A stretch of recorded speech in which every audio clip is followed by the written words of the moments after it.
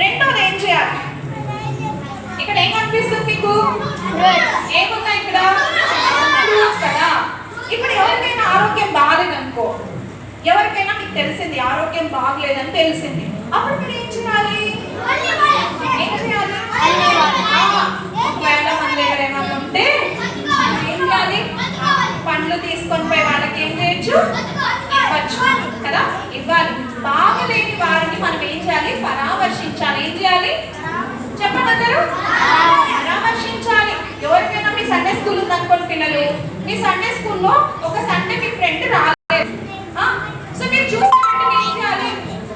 అయ్యో ఈరోజు నా ఫ్రెండ్ రాలేదే, ఏమైందని చెప్పి ఫస్ట్ ఏం చేయాలి? ఫోన్ చేయాలి. హలో ఫ్రెండ్, ఎందుకు ఈరోజు నువ్వు సండే స్కూల్ రాలేదు అంటూ ఒక మీ ఫ్రెండ్ చెప్తారు అనుకో, అరే నాకు జ్వరం వచ్చిందిరా అందుకే రాలేదు అన్నాడు అనుకో, అప్పుడు నువ్వు ఏం చేయొచ్చు? ఫ్రూట్స్ తీసుకొని పోయి ఏం చేయొచ్చు? వాళ్ళకు ఇవ్వచ్చు కదా. ఇచ్చి వాళ్ళ కోసం మనం ఏం చేయాలా? ప్రేయర్ చేయాలా. ఏం చేయాలా? ప్రార్థన చేయాలి కదా. అలా ప్రార్థన చేస్తే ఏమవుతుంది? మనకు ఎక్కడ డబ్బులు సమకూరుతాయి? పరలోకంలో మన బ్యాంకులో డబ్బులు జమ అవుతా ఉంటాయి. ఏమైతా ఉంటాయి? జమ అవుతా ఉంటాయి. సరే, ఇదేంటి పిల్లలు? బైబిల్ కదా. బైబిల్ అంటే ఏంటి? దేవుని మాటలు. ఏంటివి? దేవుని మాటలు, సత్యవేద పుస్తకం. ఇప్పుడు మనం ఏం చేయాలి? బైబిల్